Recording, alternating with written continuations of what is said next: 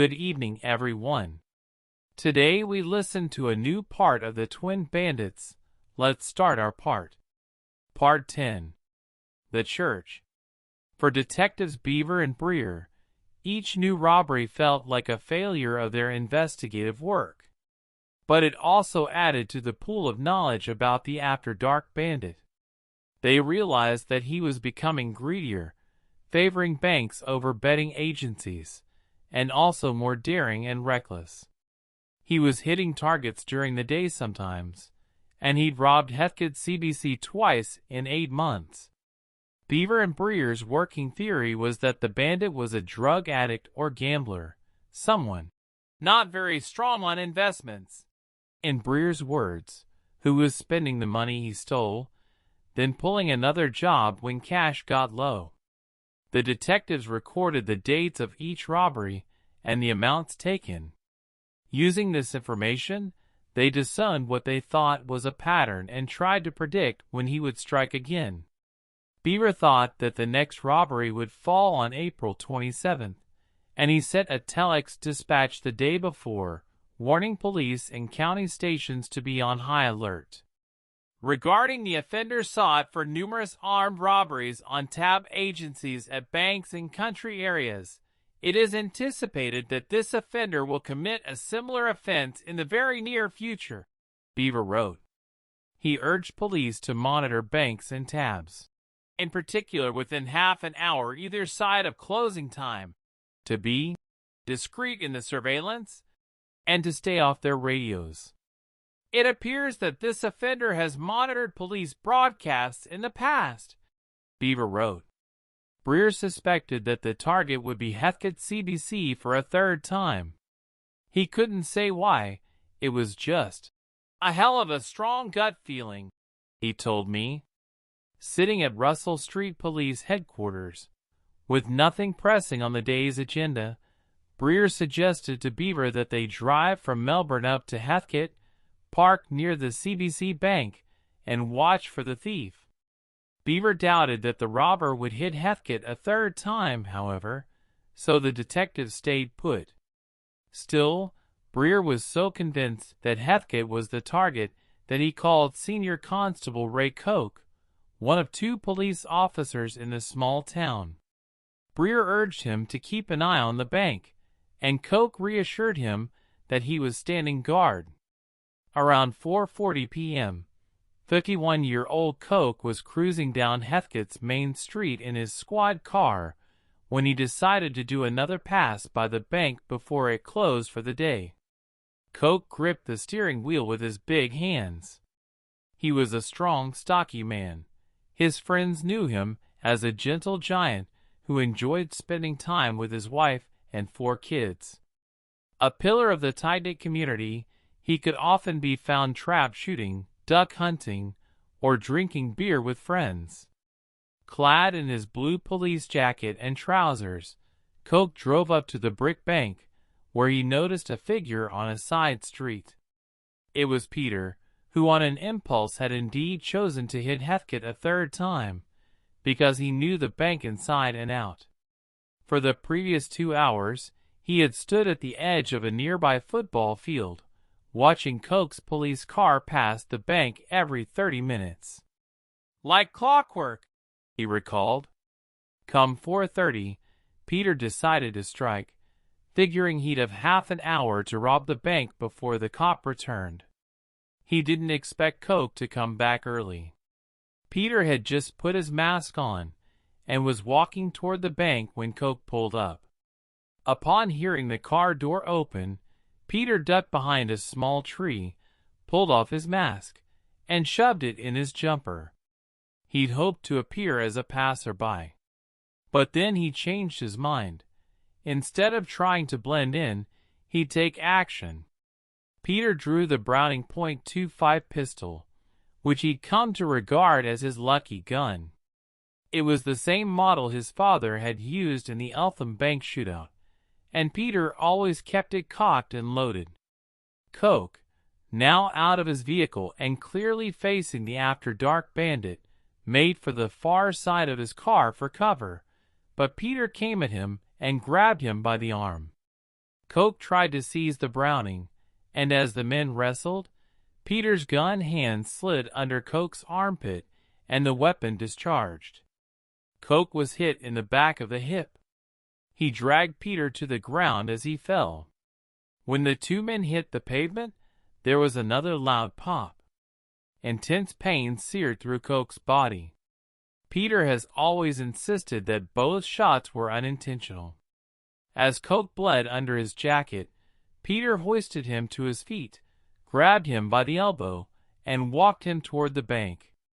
Peter was about to don his mask and enter the building when he turned to Coke. "I should finish you right now, because you're the only person that's ever seen my face," Peter said. "But I won't." Then he pulled the officer into the bank. Peter ordered the bank staff, who knew his routine by now, to fill up his bag with cash and open the safe. Coke, meanwhile, sat in a chair by the door, moaning with pain. Peter wanted to get out of there fast, lest Coke's colleagues show up. He also wanted Coke to pull through. "When we finish this, you can ring for the ambulance," Peter told a young bank teller. "What's the phone number?" the teller asked.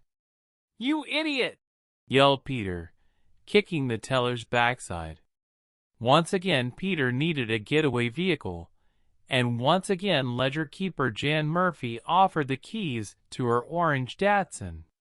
Lugging $11,100 in stolen cash, he left through the rear of the bank and got in the car, which was parked in the same spot as the last time he stole it.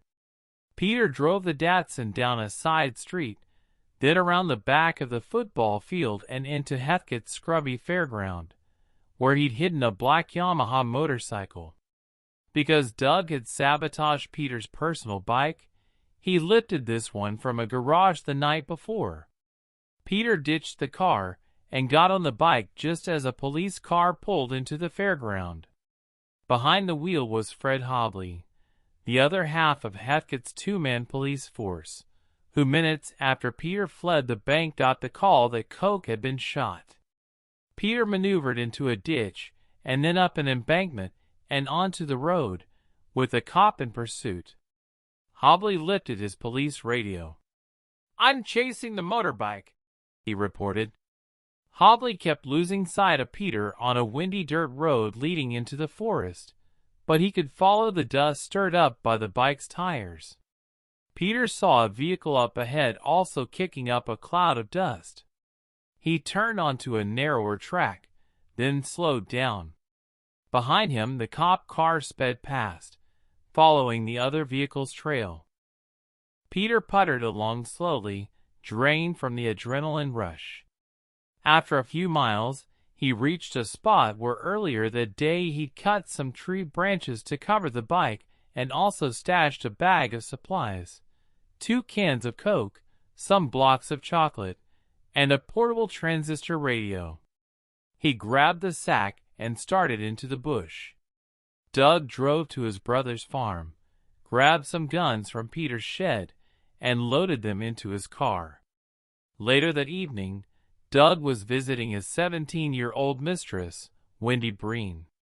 He'd been smitten by Wendy after she came to ride horses at Peter's farm. "She probably went for the older man that had nice things, being young and from a working-class family," Doug said. Now, while spending time at her home, he heard a news flash on the radio that a policeman had been shot. He knew right away that Peter was responsible, and that the two of them were in deep trouble. Doug had played a minor part in the heist that day, dropping off Peter and his motorbike outside Heathcote in the pre-dawn hours. Doug rationalized that this wasn't as bad as holding up a bank. He was only driving. Still, he'd told Peter that this was the last time he would help. Now he drove to his brother's farm, grabbed some guns from Peter's shed, and loaded them into his car. He told me he planned to use them to fire warning shots if he encountered police. As part of the heist, Doug was supposed to pick up Peter at 2 a.m. at a rendezvous point, a Catholic church outside the small farming town of Axdale. Fueled by adrenaline, Peter made it there early and sat on the steps of the old church, waiting for his brother. The night air was frigid, causing him to shiver. He thought about kicking down the door of the church to warm up inside, but decided that wouldn't be right. It was a church after all. He turned on his transistor radio and listened to the news about the shooting and the massive police manhunt. The whole world was going to come down on his shoulders, he thought. 2 a.m. came and went with no sign of Doug. Unbeknownst to Peter, his brother had decided to wait until morning to head to the church, hoping that the police presence would diminish with time. En route, Doug spotted a roadblock. He knew that if the cops searched his car, they'd discover the guns he concealed under a newspaper on the passenger seat, so he stopped at a convenience store and bought a Coke. Then he got back in his car and hung a U-turn. According to Doug, if either missed the rendezvous, their plan was to return 24 hours later. By 10:15 a.m., Peter was fed up with waiting. Eager to make it home for his wedding anniversary celebration, he decided to hitch a ride on a nearby road. A woman driving with her daughter gave him a lift into the town of Bendigo. Retrospectively, he told me, I should have went bush. Peter walked into a Woolworths to buy a different suitcase to carry the cash from the bank job. On his way out, he thought he was probably in the clear. He was only 10 minutes from Bendigo's railway station, where he could finally make his way home. That's when Constable Rick Hasty spotted him, pinned him against the wall, and arrested him. Peter was shoved into a police car with 3 burly cops. They drove him a couple hundred yards to the police station and escorted him inside. Peter calmly asked for a white coffee with 1.5 sugars. He was a cocky smartass, Hasty told me. Don't let him put it over you that he was sorry for what he did, Hasty added. He should have been fucking shot between the eyes. So many policemen crowded in to get a glimpse of the after-dark bandit that Peter couldn't see the walls, he told me. All I could see was blue. Breer, who'd gone to Heathcote the night before after hearing about the shooting, now arrived at the Bendigo station. He and a couple of other cops took Peter into a room for questioning. The men slid a list of suspected robberies across the table and asked him which were his. To their surprise, Peter admitted to nearly every one, 23 in total. He also volunteered that his first robbery was in Mernda. One of the stunned cops asked him the date of the crime. Peter said that it was Holy Thursday 1977. Peter then described his robberies down to the exact amount stolen and the weapons used. He was very cooperative, Breer told me. He offered no resistance to us at all. Peter was following in the footsteps of his father, who'd freely confessed to his crimes after the Eltham robbery. If you ever do something wrong, Kay had told his sons, at least be a man and accept the punishment.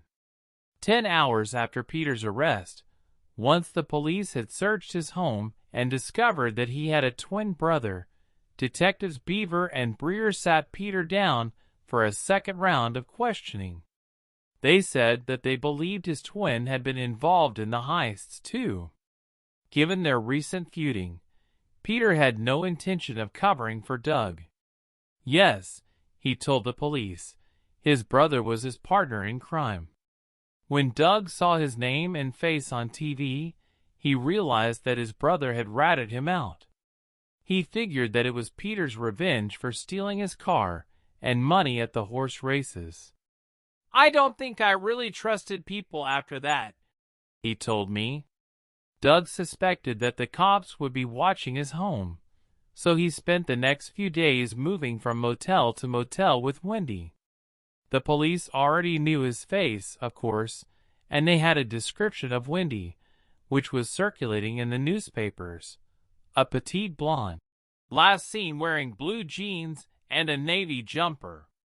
Doug needed a car the police couldn't trace, so he put a deposit down on a Land Rover, the first model he remembered his father driving. His plan was to head deep into the bush with Wendy and lie low for a while. But first, he took Wendy to the beach in Frankston, a lively seaside suburb of Melbourne with a golden sandy shore. Doug was watching the surf when he saw police officers coming down the beach, pointing at him. He bolted but didn't make it far. Within moments, he collided with a police car, and the cops piled on top of him. Our story came to end for today. I hope you have enjoyed this part. See you soon, and have a nice day.